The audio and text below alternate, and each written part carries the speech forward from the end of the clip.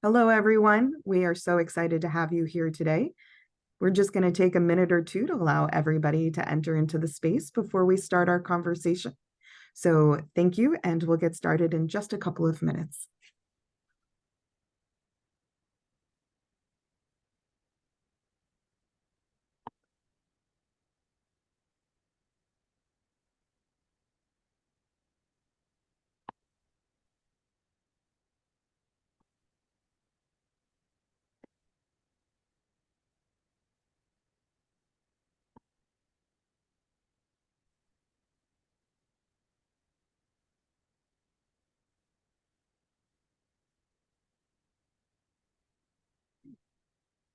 Good afternoon, everyone.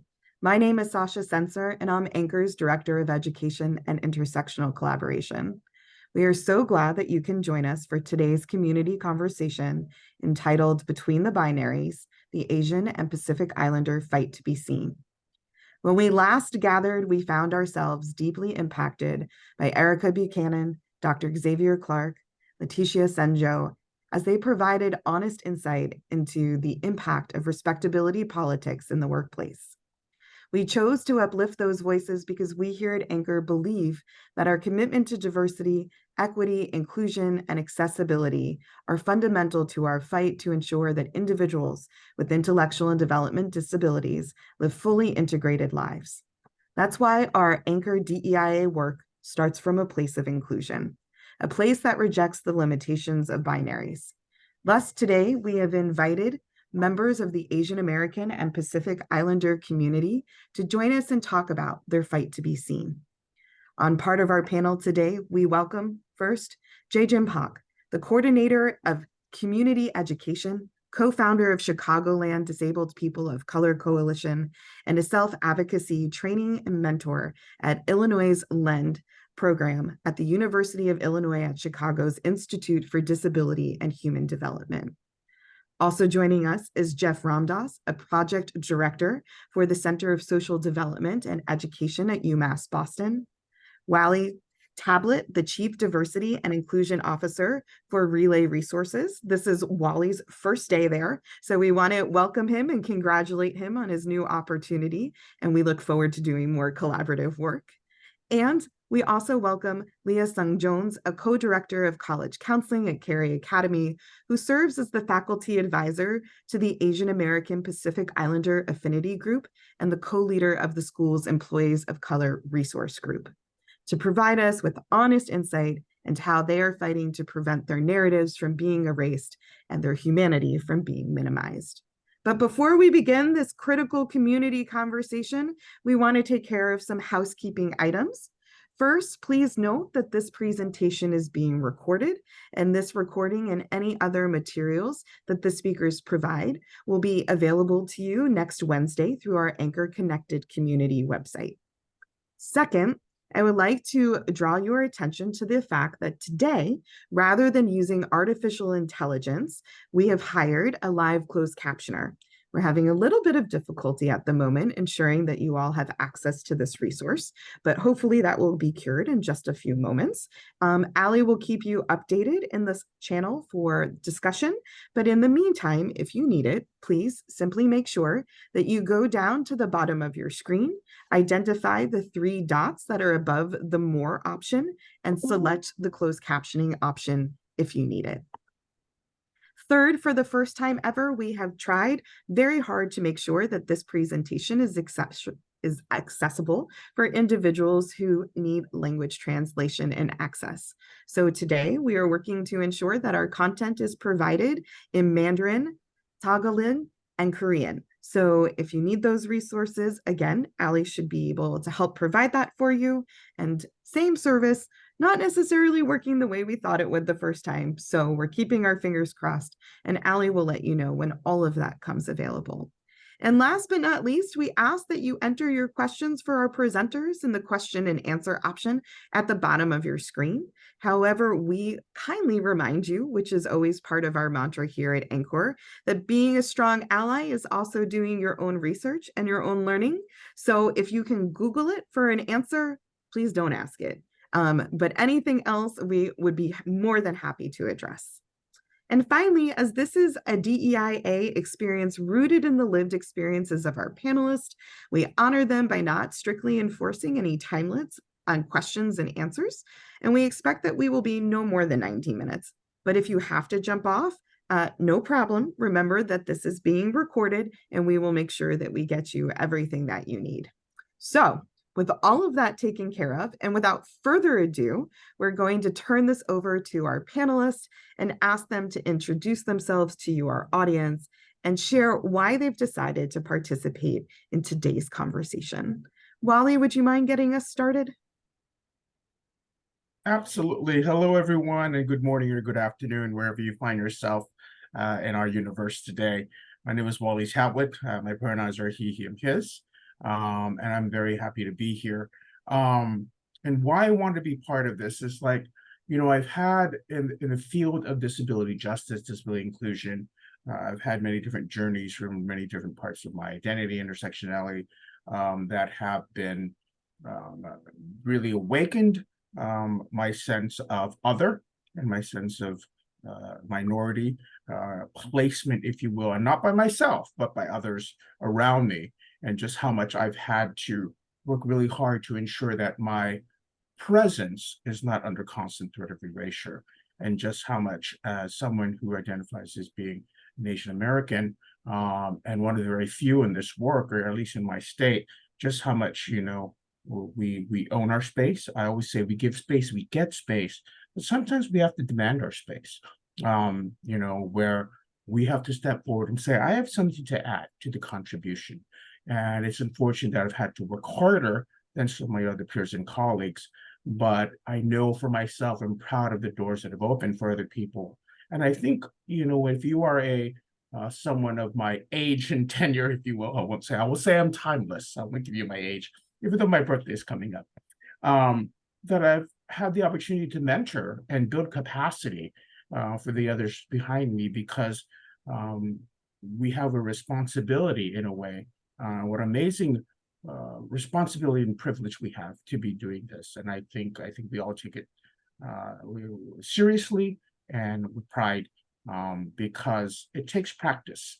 And one of the things we have to make sure is that we have to keep practicing so we don't forget about what it took to get us where we are. So that's that in a nutshell for me. Thank you, Wally. Jaejin? Wow. Hi, everybody. I'm not sure how to follow that. My name is Jaejin Park. In addition to my work, I use he, him pronouns. I identify as a South Korean immigrant cisgendered male with a multiple disability, being low vision and growing up with epilepsy and grand mal seizures. And I got into this, I decided to participate in this conversation for mainly because, similarly to what Wally shared, but much more eloquently than I thought of, was in my journeys of connecting with my disability identity, my Asian identity. For a long time, they were separate, and I had opportunities in my 30s and 40s to bring them together. And I think the value of creating spaces, finding community, building community where where disability identities, where intersecting identities could find space to be welcome, to be safe. As for me, as an Asian American, was something that I looked for and I found. And when I find opportunities to encourage others, or to encourage other organizations or groups to remember that, yes, within the Asian American identity, inclusive of disability as well as other identities, and to be welcoming of that. And I look forward to this opportunity to bring that together, or at least bring the disability perspective to this conversation for thought. Thank you, Jaejin. Leah? Hi, everybody. Thanks for joining us today. I'm Leah Tsung Jones, she, her.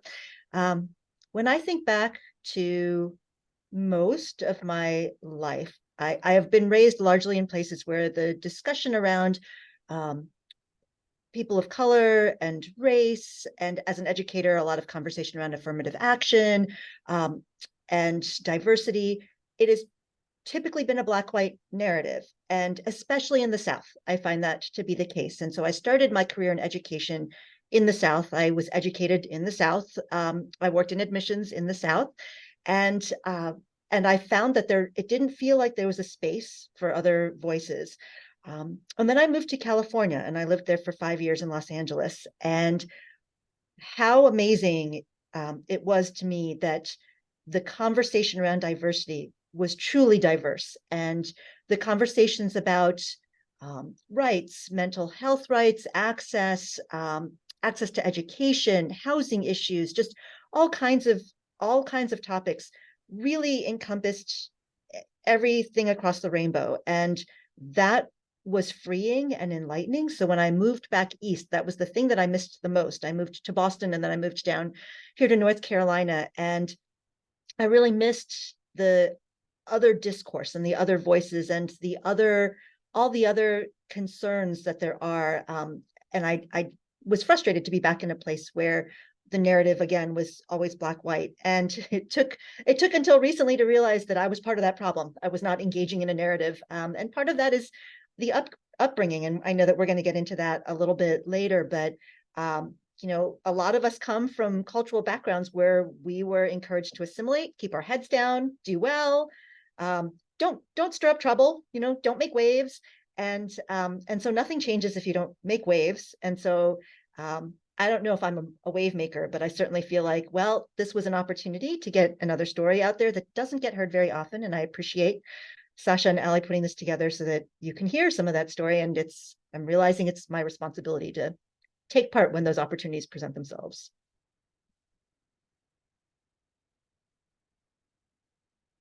Thank you, Leah. Jeff? Hi, everyone. I'm Jeff Ramdas, they, he pronouns. The reason why I wanted to be in this conversation today, on the train ride to my office today, I reminded myself / was reminded of my yearbook quote that I wrote when I was in high school about 15 years ago, which I still can't believe is a real number. But my yearbook quote was, "It was easy to be yourself when no one knows who we are." And a lot of the lived experience up until maybe the last year or so has been me trying to use the situations that I was in to define myself, but not necessarily figuring out, well, who I am and what do I want to define myself as, but also how does the different cultural aspects of my life and the groups that I've been a part in, how did that make me into who I am today, as well as how we all interact with each other. And so in terms of my background, I'm an Indo-Caribbean South Asian that was born in New York, that was in a community of similar Indo-Caribbeans until 14, and then moved to New York, or to a different high school in New York. And then all of a sudden, I went from being where everyone looked like me and had the same group or cultural norms to we were 1 in 6. And then life since then has just been navigating the different paths of what does it mean to be included, but also what does it mean to be included as an Indo-Caribbean South Asian, where the label is an almost match for many places, but never really an exact match. And so having a discussion about how it relates to work life and identity, that's what motivated me to join with today. And so thank you for the invite. And yeah, I'm excited to talk with. Thank you. Jim, before we get started, I think we probably need to do a little bit of clarifying about the title of this conversation. Not everybody is fully aware of what the concept of binary thinking is. Could you share with our audience what binary thinking is and speak specifically to how you think it shapes the Asian American Pacific Islander experience? Sure, and I think it kind of relates to comment that that Leah shared earlier about binary thinking is the idea of just two options, black or white, yes or no, positive, negative, one or the other, and that's it. And from my perspective, I like growing up Asian American and being part of diversity conversations or learning about community. A lot of those conversations that I participated in and how I learned about cultural diversity or cultural differences or language differences, it was binary, was either black or white racial justice issues, um, English and Spanish as the languages. Uh, and and I think for me growing up, I didn't realize, oh, I'm left out. At some point, I think in middle school or high school, I realized I like Spanish, and to be clear, pursuing racial justice and fighting racism and acknowledging the real harm that racism has for the African American and Black communities is real. I'm not taking anything away from that, but I think being rooted or making it routine for our society to speak of fighting anti-racism and anti-oppressive systems in a binary is very harmful to the rest of us. And speaking as an Asian American, as an Asian immigrant, as a disabled immigrant,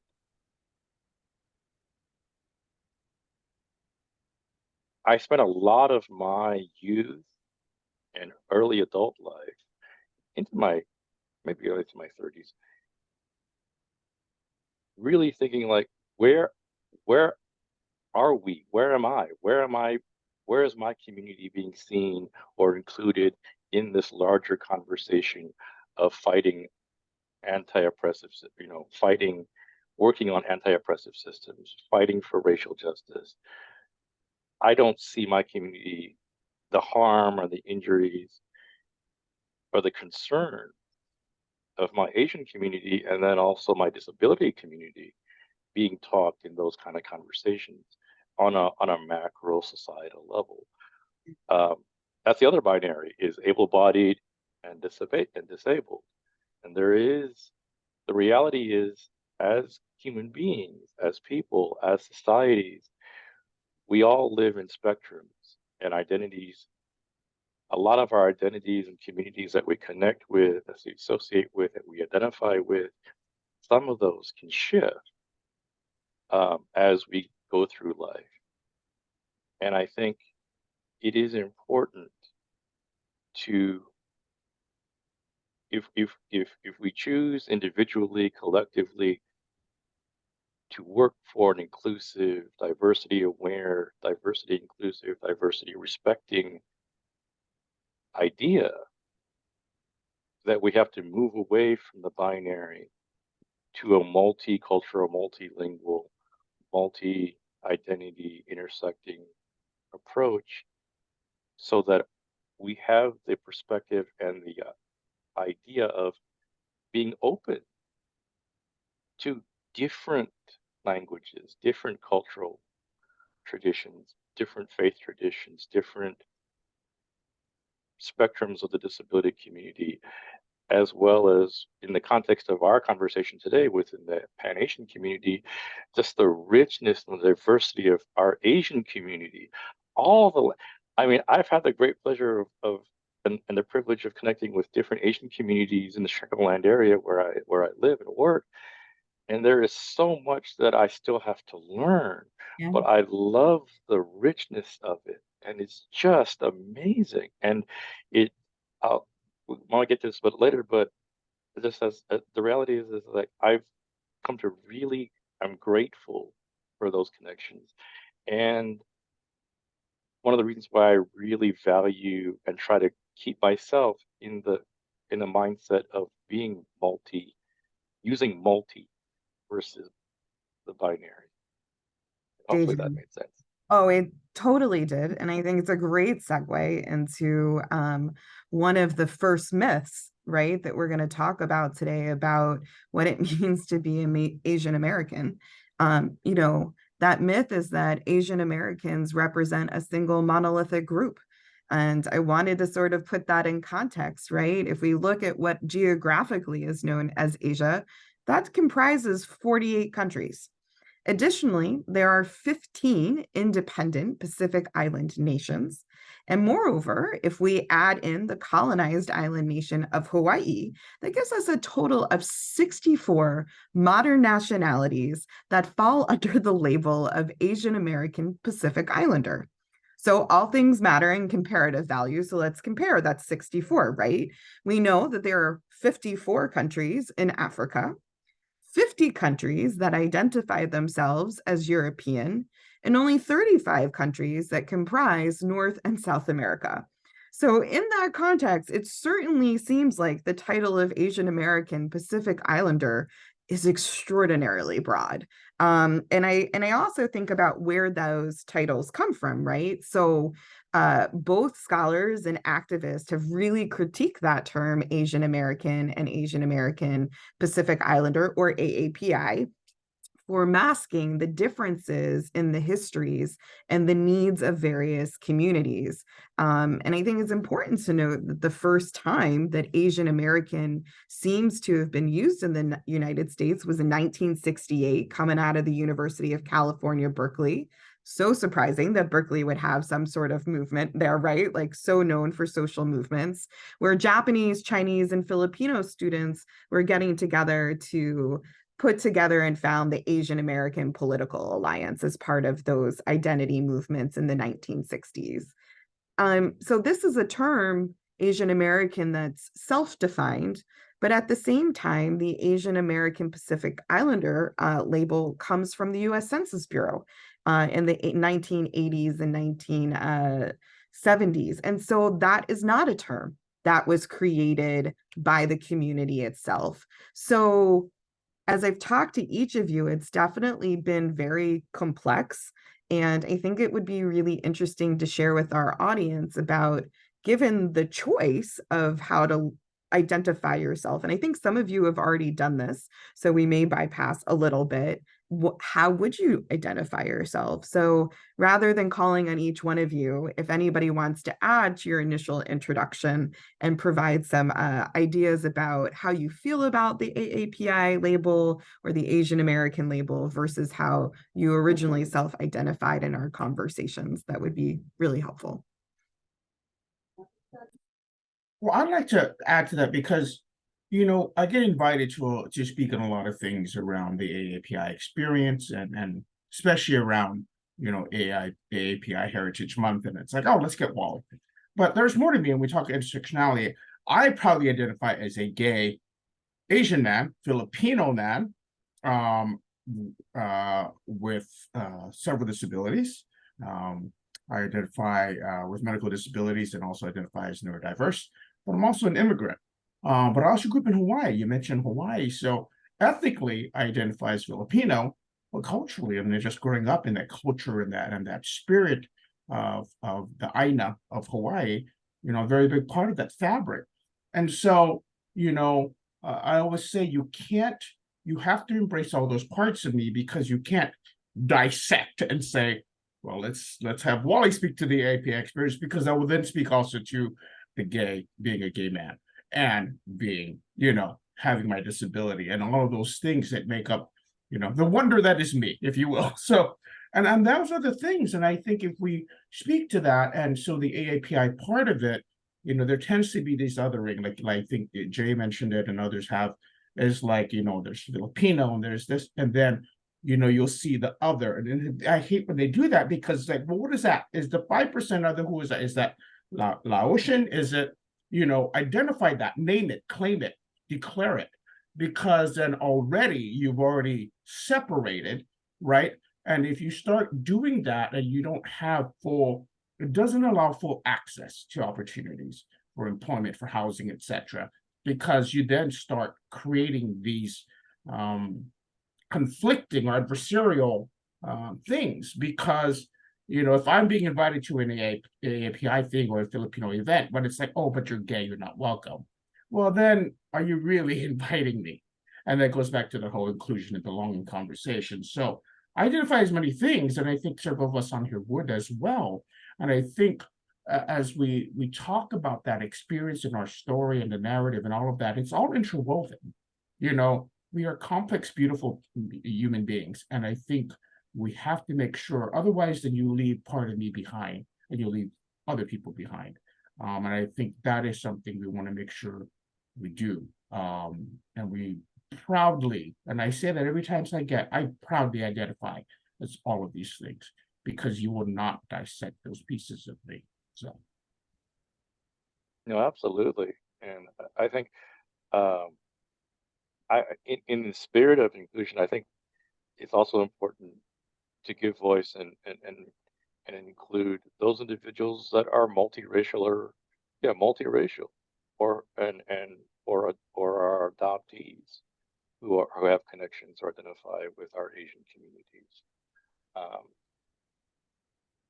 as well. I mean, I said I'm born in South Korea, grew up in the Chicagoland area, and I think I'm middle, kind of like Midwestern that way, as well as having multiple disabilities. Um, and I appreciate Wally saying he's proud of his identities. Today, as I sit here or stand here today, I am proud of all my identities. I will say it took a journey to get me here, and I'm grateful for all the mentors and leaders that helped me along to claim my identities, my Asian identity, my disability identity, all my identities, and to say in a strong, assertive voice, I am proud of them, and and you all need to respect all of my identity. Um, yeah.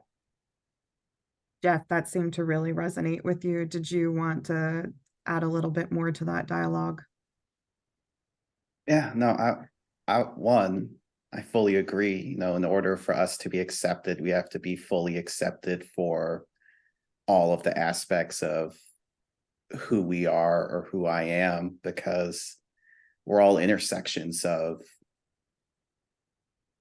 everything that has come before us, as well as everything that we've experienced in our lives. I was just thinking back to about 7th or 8th grade, remembering we had to fill out the census portion of a state test. And the middle school that I went to was mostly Indo-Caribbean as well. And so what should have been a just check this box and we go forward turned into a 20-minute discussion about what box do we actually check. Do we check South American because we're in the Caribbean? Do we check North American because the Caribbean is sometimes in North America and sometimes in South America? Do we select Asian because even though we're all either at that point Guyana or Trinidad, our roots go back to the Indian subcontinent? And so it turned into this discussion of 13 and 14-year-olds trying to figure out, how do we just label ourselves, or what category do we put ourselves in? And that challenge has been, I'll talk about this later, but that challenge has been the last 20 years of my life. And it's only been the last 2 where I can start to say, these are the categories that I would put myself in. Like being as distinct to say Indo-Caribbean, whose parents were born in Guyana and who was born in New York. That level of specificity was always true, but it's only now that I'm able to say, no, this is who I am, and this is why I'm here. You know, Jeff, I think part of where we were, you learned very early on in society, right, that you weren't born thinking you were other, and you've alluded to this on several times already in the conversation, but that you absolutely began to learn that you were other. And that led to a very interesting conversation amongst all of us about the fact that all of us have had that experience at some point where you began to realize that you didn't fit in with the dominant society in some way, shape, or form. And unfortunately, that dominant society in the United States sometimes turns on our Asian American community. We know that post the coronavirus pandemic, and even starting rather in the pandemic, that there was a pretty drastic uptick, right, in Asian Americans being attacked. 32% of all Asian American adults still feel that they are under threat, that somebody might physically attack or harm them. And that's a pretty extraordinary number. So I think it would be really helpful for this audience to understand the opposite side of that coin or that experience if they have not understood what it means to be other. So, Jeff, is that experience that you talked about the very first time you realized that when you were 14 or 15, trying to fill out that test, or were there other moments that were really in your formative upbringing that sort of spoke to maybe I'm not like everybody else, or everybody doesn't think that I'm like everybody else? I would say that's one of the first ones that I realized that I was different.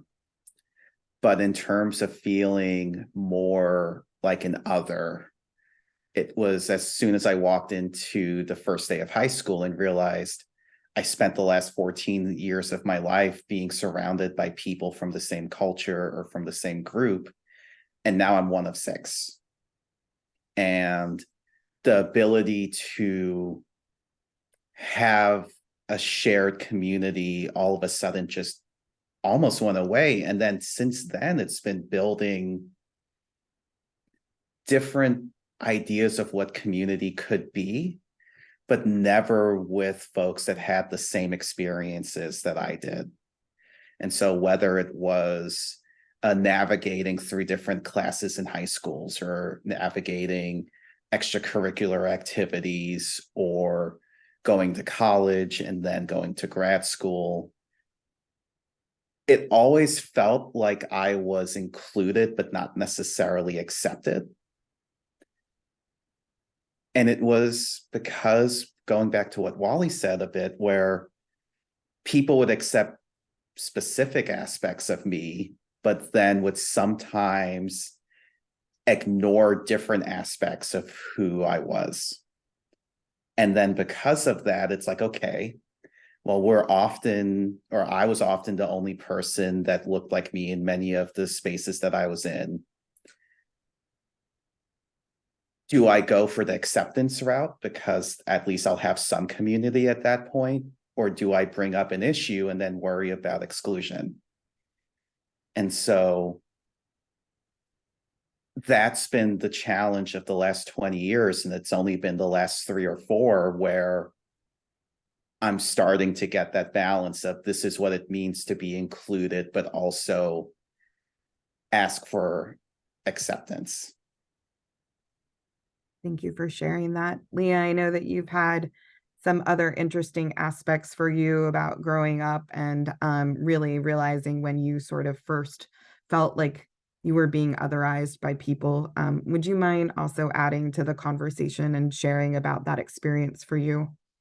Yeah, I if it's okay, I just want to tag back to something that Wally had said that struck me, where Wally, you were talking about, the other, the designation of other, and how right there that's problematic. And I think what we've seen, and we ran into this with an organization at our own school, where in trying to be more inclusive, sometimes you actually create greater otherness.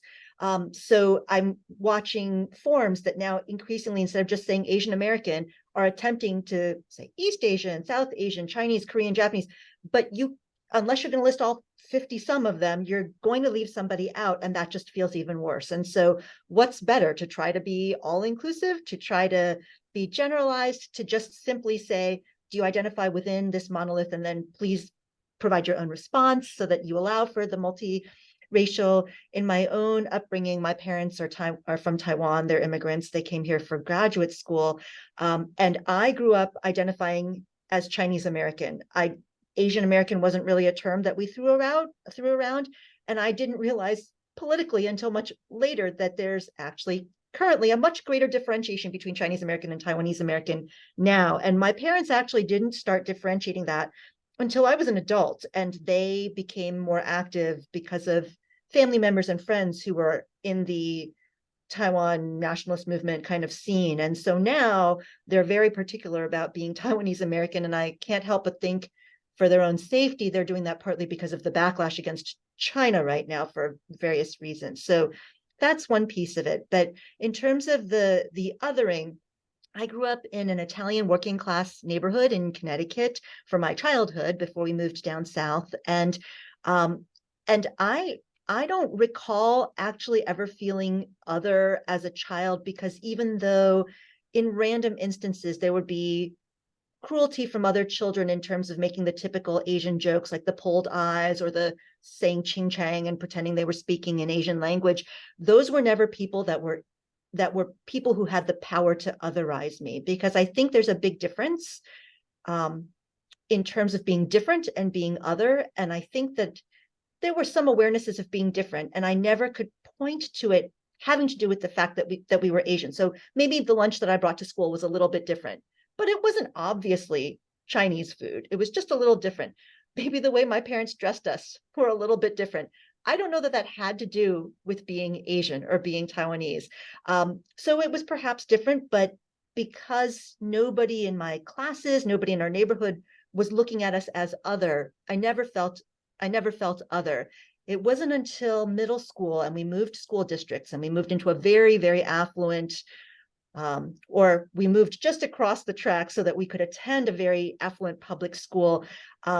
And right away, there was one other Asian family, and that family and all the other kids were like, oh, now there's a second Asian family. And suddenly it didn't feel like difference, it felt like other. And the naming of that from people who were supposed to be in that community, creating that otherness, was when I truly felt other, and felt like, oh, there are different expectations, or there's a reputation, or there is something that's different, that because I fall into this classification, I'm going to be looked at in this way. I'm going to be looked at to be like that other family was, or I'm going to be judged in opposition to that other family.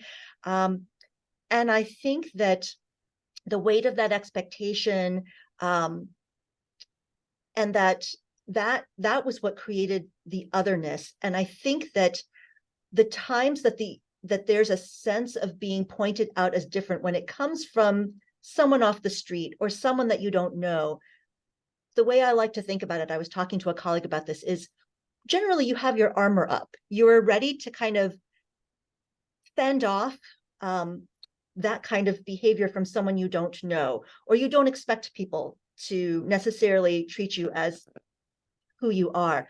But when it comes from within, and it's somebody that's in your community that otherizes you, and your armor's down, and you didn't expect someone to make a stereotype about you or make an assumption about you, or not ask a question and just assume, that's when it's really hurtful. And I think that's when, to me, that's what the distinction is between being different and being other. And I don't consider being different negative, but the othering, especially by someone that's a part of a community that you thought you belonged in, I think that's the most powerful and the most hurtful. It makes a lot of sense. And I have not heard somebody express the differing and the othering in that way before. And I think that provides a lot of really meaningful clarity of how to walk into future conversations, particularly with individuals who belong more to that dominant group in particular spaces. When we go to work, and as part of organizations that are working to heighten the voices of individuals who have not always had that opportunity, the creation of affinity spaces and employee resource groups are two ways that organizations are trying to limit that feeling. Your employer has both. And I thought it was really interesting when doing research that you are the faculty advisor to the Student Asian American Pacific Islander Affinity Group, but you are the co-leader of the Employees of Color Resource Group. Could you speak to a little bit about why there isn't an AAPI group for employees? Oh yeah, that's that's easy. Our student population here at my school is more than a third East and Southeast Asian. And our adult population, I can count on one hand.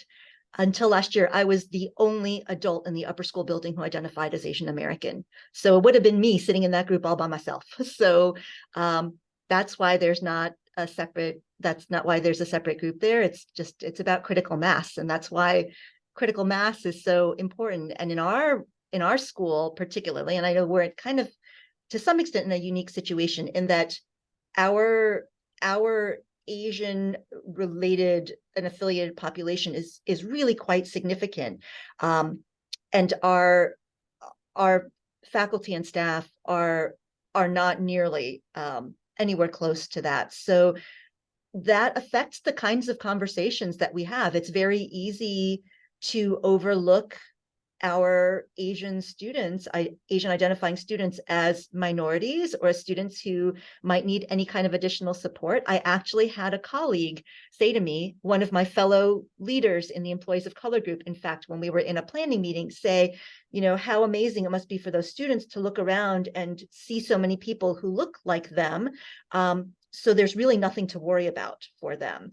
And by comparison, our African American population is quite small, not representative of North Carolina, but our faculty staff population actually mirrors or actually exceeds our student population.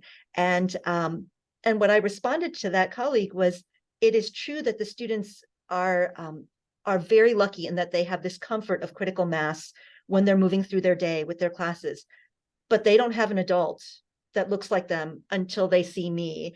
And they don't, because of my role, they don't see me until they're about to graduate.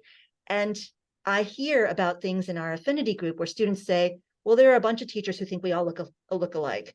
They don't bother to learn our names because they can't say them. Or they call us by different names. And I can understand that on the first day of school, but not on the last day of school. And they have no one they can go to air this who's going to understand that except for me. And it's problematic that there are hundreds of kids in our school and there's me.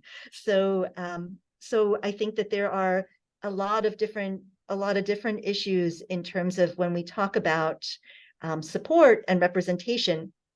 You can have critical mass in some areas, and that's a wonderful thing, but you have to look across the whole range of what a student's experience is, and to not have role models that look like you, or to not have support systems that understand where you're coming from.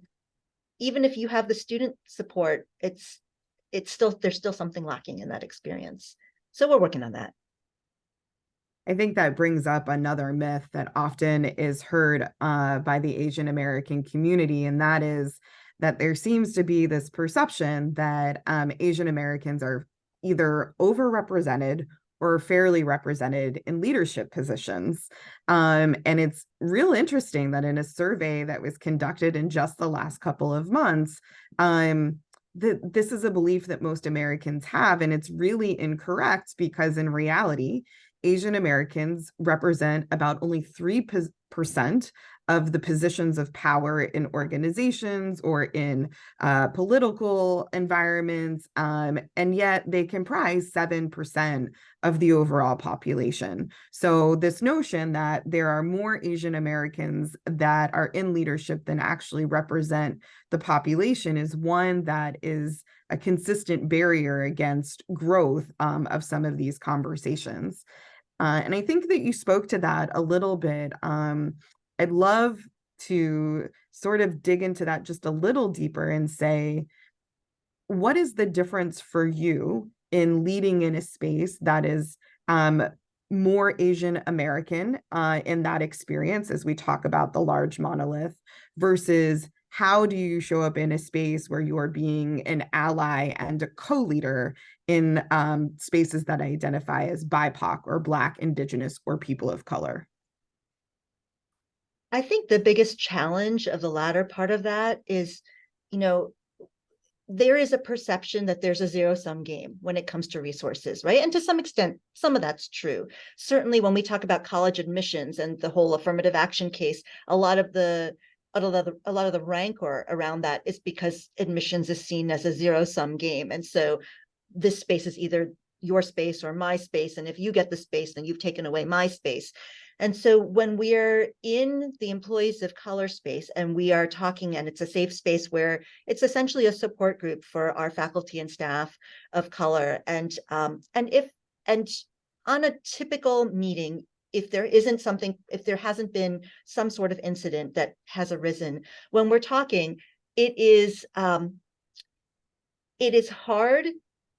It can be hard to raise the issue of my colleagues misnaming students, Asian identifying students, when the bigger issue on the table is George Floyd, or something of that matter, or what's happening in Israel right now. I mean, there are big, huge world problems, and I think COVID changed that a little bit because it put on the table more of a sense of urgency around issues where lives were at stake and safety was at stake.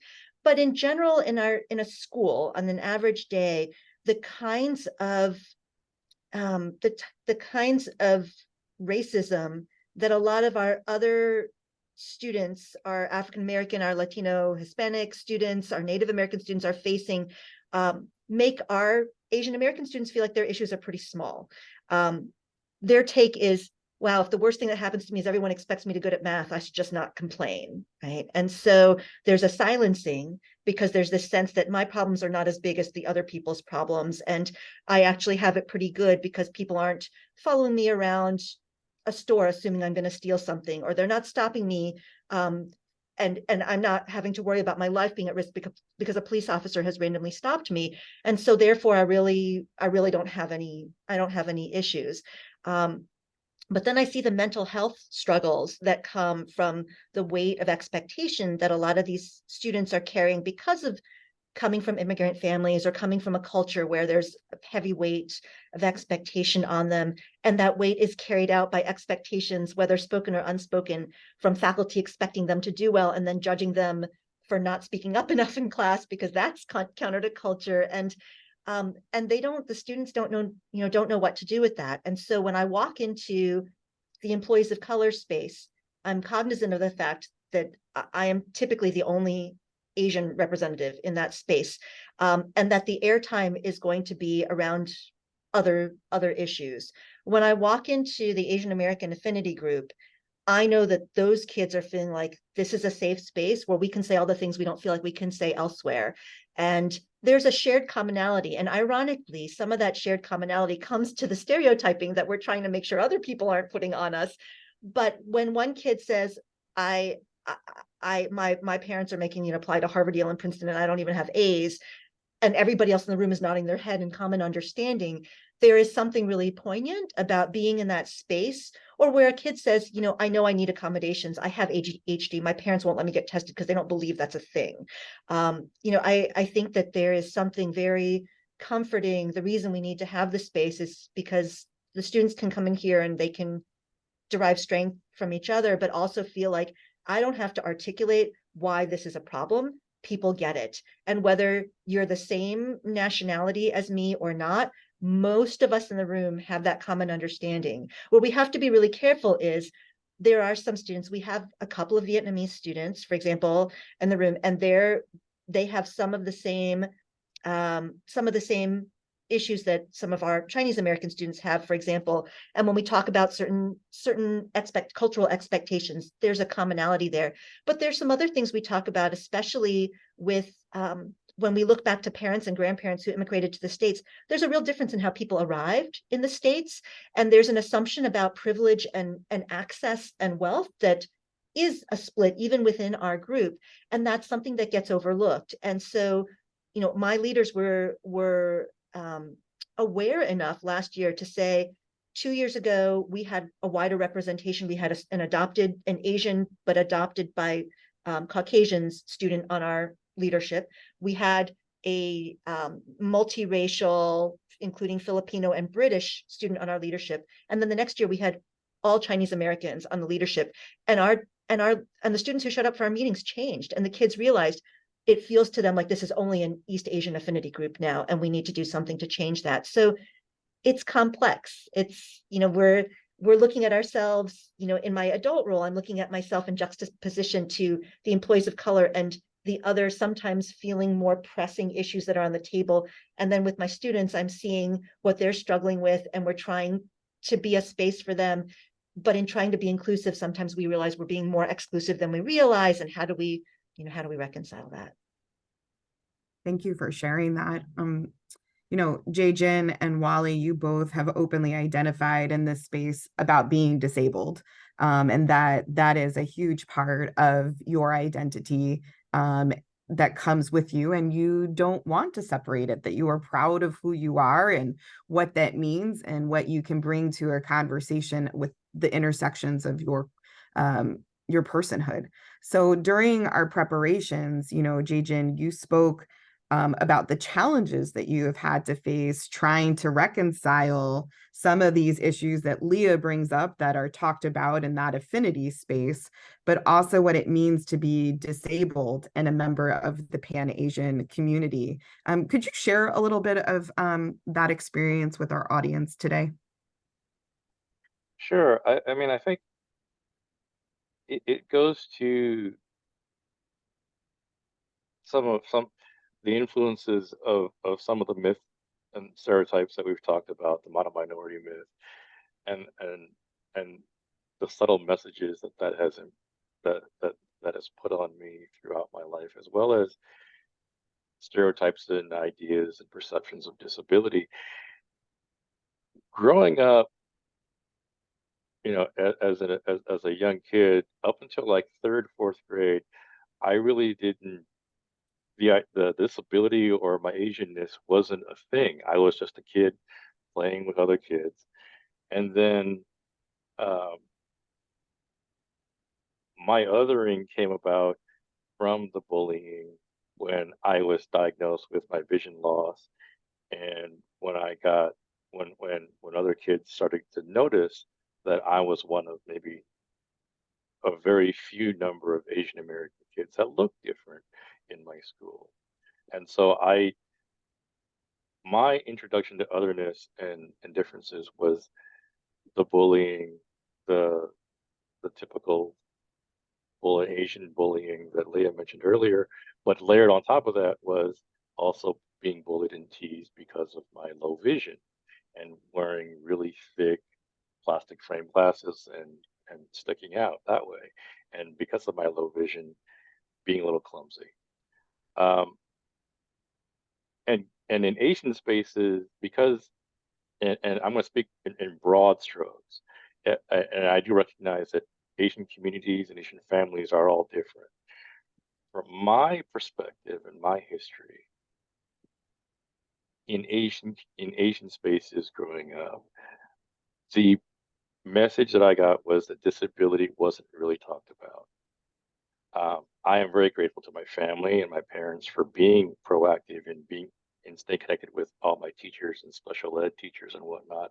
So going through the process, I got the certain resources that I wanted to, but within our Asian community and Asian circles, my disability wasn't talked about, and as and kind of like expectations to my able-bodied siblings in Asian communities about where we go to school, college, prospective futures, careers, and whatnot, kind of thing. I didn't feel like in those Asian spaces my disability was something I should talk about. So that became a layering of like, oh, I should be ashamed of it, as well as the bullying and the messages of, oh, we're immigrants, we need to assimilate into American culture, and the pressure or the perceived pressure and the messages of we should assimilate. I learned English. I slowly over time lost my Korean language. And because of a multitude of things, of those pressures of trying to assimilate and bullying, I also became ashamed of my Koreanness and my Asianness. And I spent a better part of my youth, I said, and through college and into my 20s, late 20s,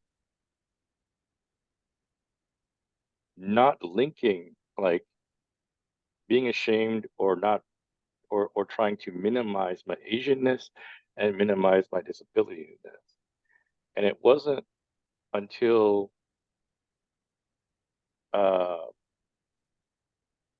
2004 when I got invited by some Asian American friends to join a young Asian American leadership community program that I had my kind of welcome revelation of, oh yeah, I am Asian, and I'm finding Asian community. But even and I found that, and I started to reclaim my Asian identity. But even in some of those spaces, disability wasn't I felt like a token disabled person, or talking around accessibility. I felt I still had this reluctance of sharing my disability identity.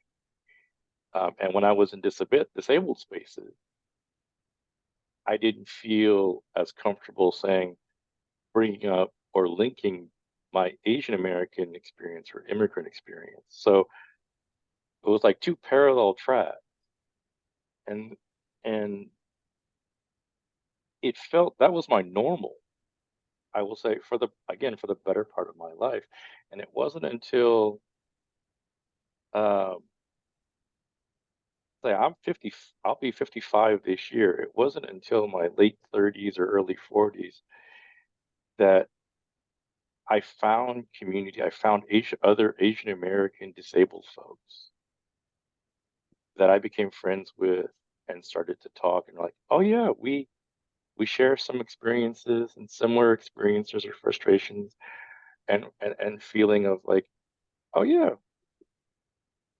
this is nice, sitting around the table and talking about our talking about, you know, Asian food, Asian culture, disability struggles, funny things, and all, and disability pride and Asian pride. It's like, oh cool, this feels nice.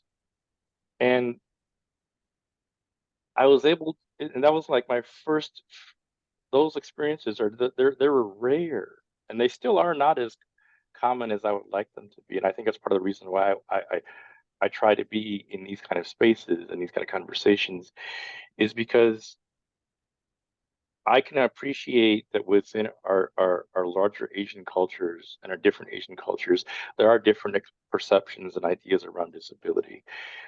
Similarly, within disability communities, there's different perceptions and ideas around Asian communities. And it's important to have conversations to say, we're here, I'm part of all of that. And there's and it's not bad.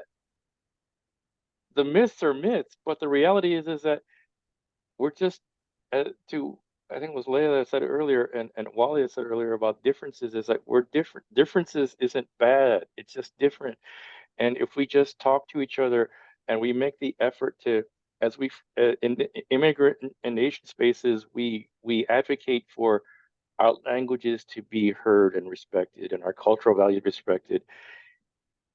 In that same voice, we need to welcome our disability Asian community to these spaces. And in disability spaces, to say, as we fight for access and accommodations and disability stereotypes, and fight those, that we also welcome our Asian disabled community members to those spaces. It's the same idea. And I'm rambling now, but yeah, it's I I haven't found as many spaces where I feel like like all of my disability and Asian communities are welcome, and I feel safe enough to disclose. Yeah. Um, and I would love for Asian community organizations, disability movement groups, and justice groups to be more proactive in inviting us or acknowledging us, each other, in those in our separate spaces, so that we feel more welcome to be there.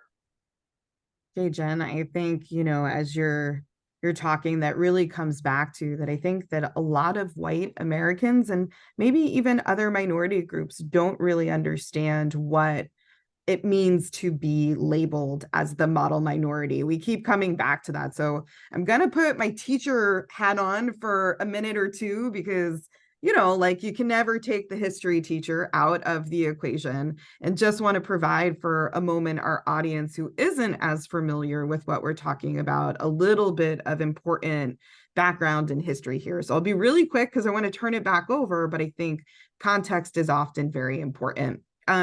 Stereotypes for what the model minority myth can be traced all the way back to our nation's founding. It has been applied to a number of different groups, but it's really in the 1940s that term becomes applied very specifically to Asian American communities. If you're not aware, in 1882, Congress passed a very restrictive policy known as the Chinese Exclusion Act. And this act was really significant for three major reasons. First, it established a precedent within our immigration policy that we could discriminate against immigrants based on race or immigration class status. And in this case, we were outlawing Chinese laborers from coming into the United States. And in theory, we were allowing people who were merchants and students, teachers and diplomats, and even tourists to come. But that didn't always play itself out within those exclusions. Second, the act was a very clear example of government mandated racism. So when we talk about systemic racism, that is part of what we're talking about. And then finally, the act, in conjunction with a really important 1878 Supreme Court ruling, effectively denied naturalization or the right to become a citizen to Chinese immigrants, and served as the foundation of this racialization of Asian immigrants to our country. But folks, then we found ourselves in World War II. And lo and behold, China becomes a super critical US ally in the fight. And these are the same allies that we recently said you're not good enough to come into our country. In fact, we have permanently excluded you from coming here, but we need your help in fighting against this war on two fronts. And so all of a sudden we get, well, how are we going to rehabilitate the image of Chinese Americans? And so we make, well, Chinese Americans are the good Asians, and the Japanese Americans are now the bad Asians. And then we follow that up with all of this rhetoric during the Cold War and the physical wars in Korea and Vietnam, Cambodia, and Laos, that we're fighting communism there to bring democracy to the rest of the world. Well, those fights are happening at the same exact time that the civil rights movement is happening here in the United States. And the hypocrisy, especially through the news, becomes to be transparent that we have some racist policies at home as well. And now politicians have to figure out how are they going to fix this discrepancy of us channeling all of our energy into fighting communism around the world, and also saying that what we are doing here in the United States as Jim Crow is okay. And so what the answer becomes is that Black and Brown Americans are problem minorities, and we're going to relabel our Asian American communities as the hardworking, passive model minorities who are smart and polite and nice and soft-spoken and non-threatening. So we get wedged in the middle of this hierarchy of this Black and white binary, a massive amount of our population that has been given a label that they have not created for themselves. So with all of that background, I'd love, Wally, especially because you talked about this a little bit, to talk about like how you've seen that impact of the model minority myth impact your work life, especially in the disability space. Oh, that's a big question. And I think what it does, it limits. There's a limiting thing when we kind of limit the way we look at the work and who we can recruit or whatever, right? A lot of my work has been around supported employment and around workforce development. When we kind of limit our thinking and our assumptions are based on this model minority myth, then it becomes this thing where I think JJ alluded to it earlier, is like, we have to remember that there's power in invitation. And how are we doing that? How are we making sure that the invitation is crafted authentically? Because we tend, look, all hubris aside, I get recruited a lot because I check a lot of boxes, right?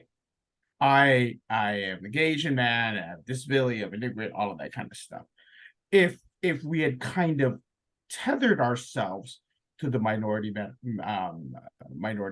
then we would have therefore tether ourselves to the limitations around that.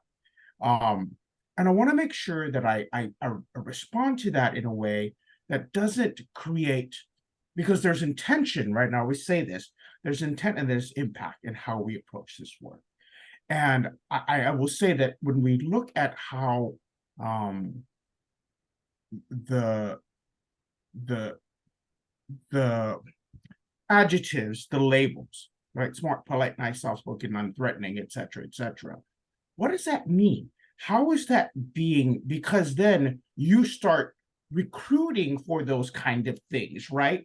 And then it's like, oh, when we pride ourselves in being person-centered and individualized. And yet, if we come with these preconceived notions of what someone's supposed to be like when we hire them and what it is they're going to contribute to the work, then you're screwed. For lack of a better term, then you are not allowing that person to be authentic. It's like, well, I was expecting you not, like you said, rock the boat. I thought you were going to contribute this way. I thought you were going to be kind of doing this. And then you then limit your own experience and their experience.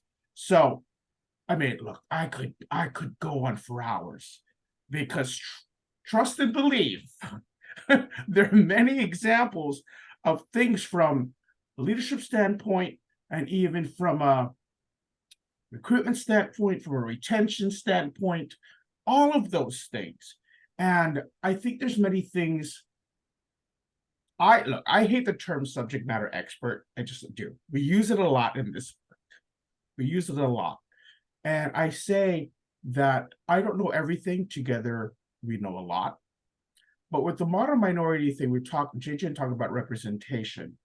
If we're limiting that, then suddenly you're just going to be looking for people to fill the slots in your leadership team and in your board that matches the myth of the modern minority. You know what I mean by that? And we're all nodding our head because we've seen it. We've done it. We've experienced it. And we're all kind of like sitting in that uncomfortable space because it's like, and it continues to be perpetuated. And I think for everyone listening, watching, engaging in this, think about how you're perpetuating it in your spaces. The best intentions in mind and the best foot forward of wanting to create this space. What are you perpetuating? What you permit, you promote. And what is your responsibility in that? So, right? Oh, because otherwise it's like, right? Get your teacup ready. Let's spill some tea, as we say in the geek community. So we could go there right now, but I will let the rest of my colleagues continue the conversation as well. But I hope that answered the question in a way that didn't limit the conversation, but had enough for someone to challenge, to say, what is your role in that? Because one of the things I always say when we get asked to do this, we are here for this moment. We're here for 90 minutes with you. Once you end this webinar and stuff like that, you are continuing the work. You are continuing the conversation. So I'm glad we could be igniting and sparking some conversations, but you have to continue this, because this work is not a monument, it's a movement. And what is the movement you're going to make when we end the Zoom? So I love that. This work is not a monument, it is a movement. Jeff, you've moved a lot to a lot of different jobs, and you've had to navigate a lot of different circumstances. And, when you were talking about the impact of the model minority myth on you, one of the things that you really focused on is this question that you work a ton to try to prove that you belong in that space. And you will do everything you can to make sure that like you're seen, heard, and valued. But then you begin to also worry that from the dominant perspective, are you taking up too much space? And this balance Sorry. of like, no, it's fair because it is such a ridiculous question that people have to ask themselves of like, you want me to be here, but how much is too much? And like you go around in this circle about your presence. So I was wondering if you could definitely reference here how the model minority myth has really underlined how you have had to show up to work. And if there is anything, as Wally was saying, some proactive things our audience can do that you would suggest people do to sort of help dismantle this uncomfortableness that you live in your workspace. Yeah, no, for sure. I'll give a little bit of background from the day job / the work I've done before joining CSDE, and then I'll talk about some personal experiences. But my background is in social psychology, and I'm using Timothy Wilson's definition of social psychology, where it's our psychological impact of how we construe or think about our world and our place in it. And listening to Wally and then listening to all of the conversations we've had today, there's this conflict between the way that we create our world and the way that others create their world and our place in it.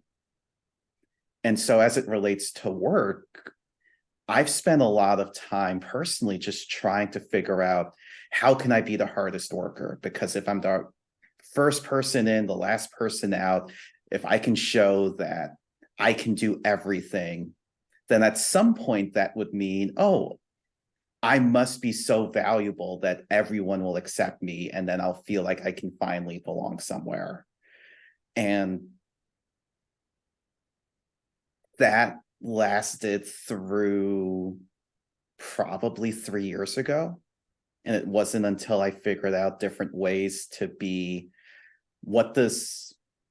different ways to be authentically supported for all of the aspects of me that started to go away. But in terms of, let's see, I'm just trying to think of how to say this. In terms of a takeaway from here in relation to the model minority myth, I would challenge myself and everyone else to think, what are the default assumptions that we're making about who the people are in the groups that we want to invite in, versus what can we do to make people feel accepted and included for who everyone in that group is, as well as the group that we're all a part of. And yeah, I'll leave it there for now.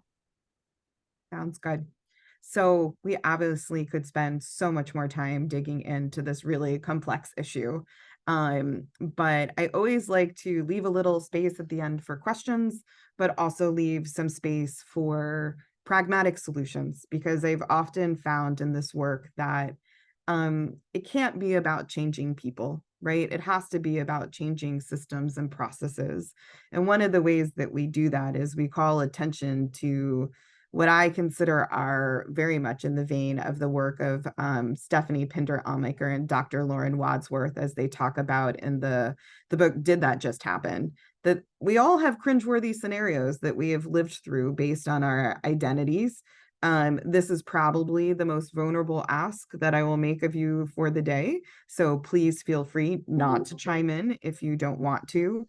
But sometimes we learn when people point out either things that have happened to us or that we observe to others where we went, oh, did you just do that? And then we try to work our way back and figure out, if ever confronted with that situation again, what would have been the proper response in that moment for people to be better allies, better accomplices, and have an answer to how do you either prevent those moments or help people move past and beyond those moments. So before we head into the question period, would anybody be open or willing to share one of those moments and a tip to our audience about how they should respond or react if they were to observe that pattern or behavior?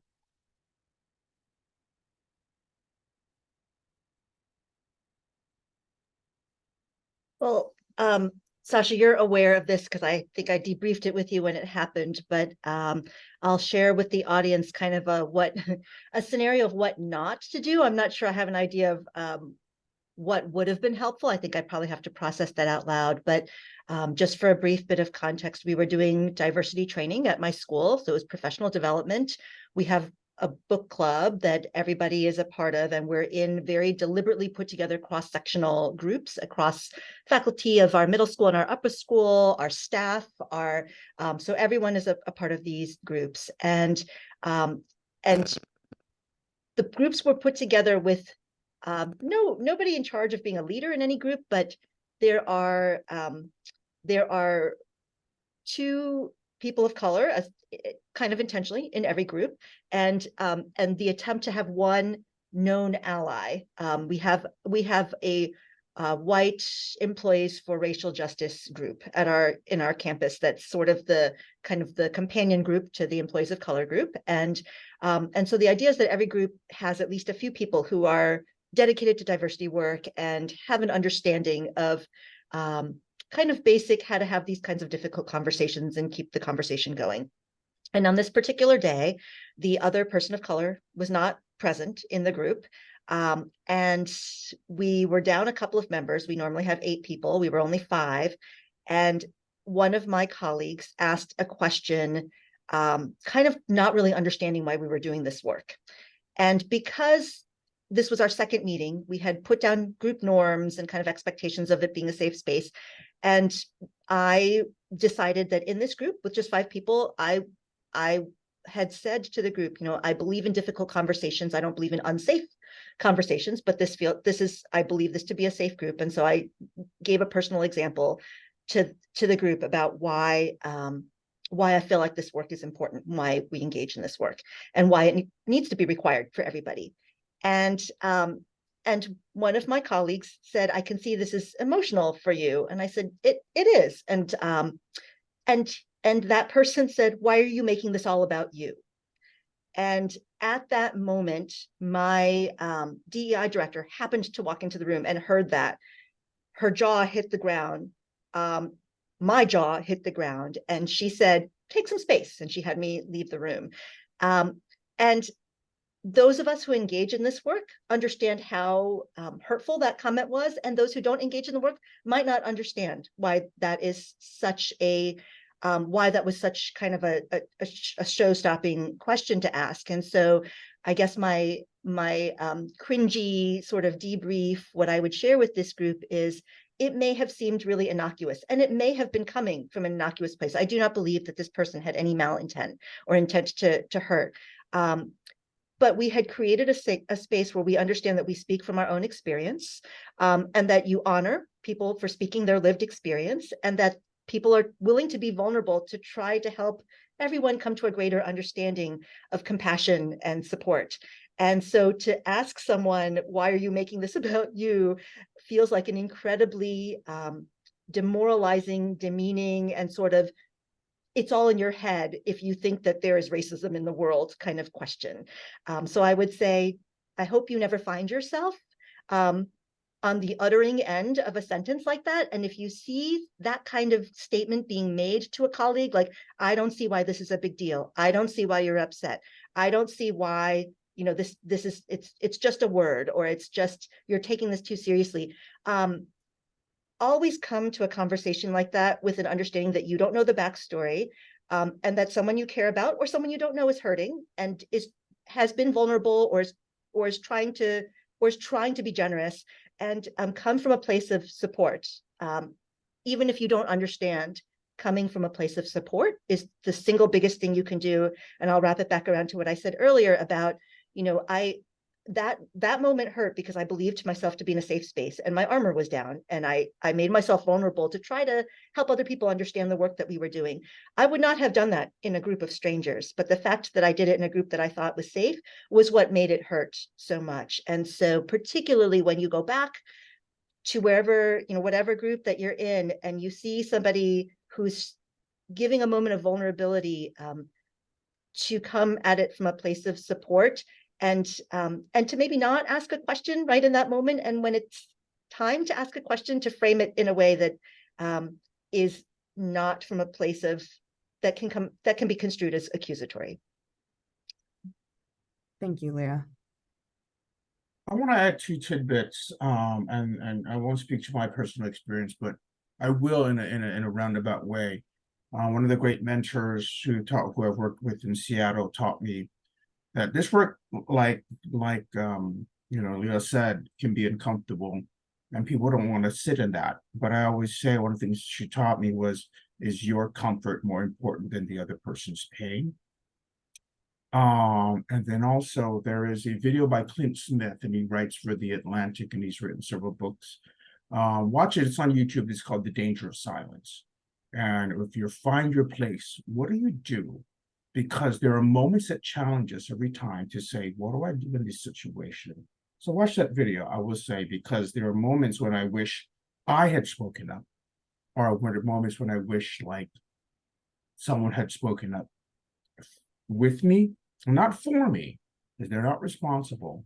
But we all have those moments when we kind of wish that I could have been a part of the movement, if you will. So I'll leave those 2 thoughts there. Thank you. Yeah, I'll jump in as well. I would say my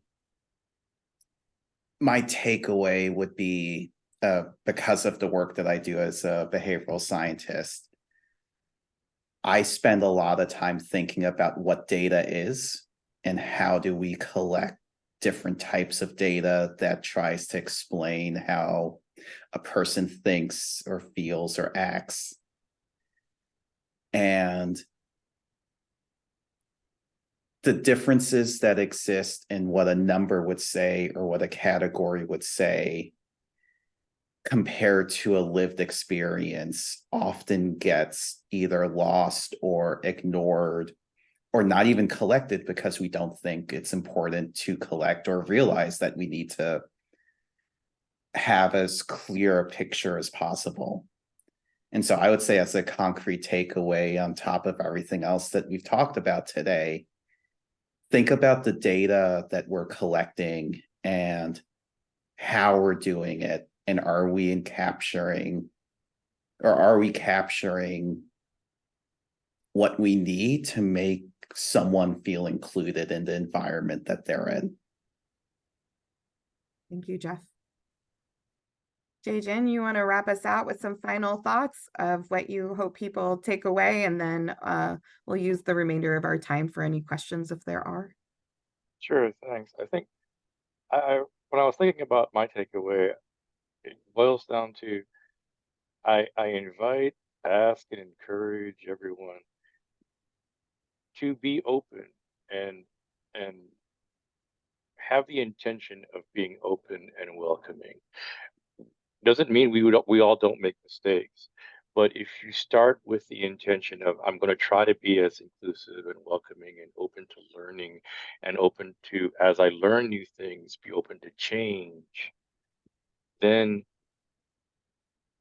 the road to being disability inclusive, the road to including Asian American understanding and dispelling and letting go of some of the stereotypes will be that road may be a little bit easier, and understanding that the other thing along with that is understanding that when those of us who interact with you, we bring our collective history of harm and frustration, and it may take a little bit time to build up trust or build up comfort, and to give us that space. Be open, be welcoming, but be patient as well, because we have a multitude of experiences, a lot good, but a lot bad, and in getting to know each other, it's not as easy for some of us, to build that trust when we've had negative experiences before in similar situations. So all of that, again, just try to be as open and welcoming as possible.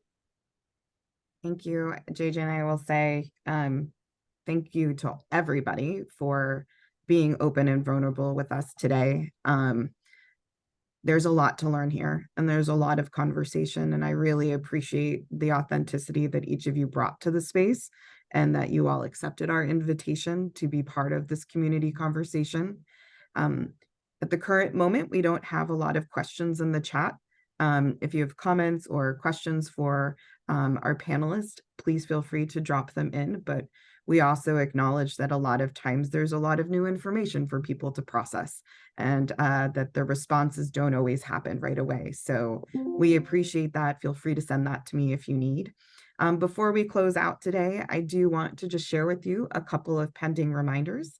The first is that we encourage everybody to consider participating in our call for sessions, which ends this Friday. This is how we spend our time picking presentations and panelists for both our annual conference, which is now known as Anchor Connect, as well as our webinar series throughout the year.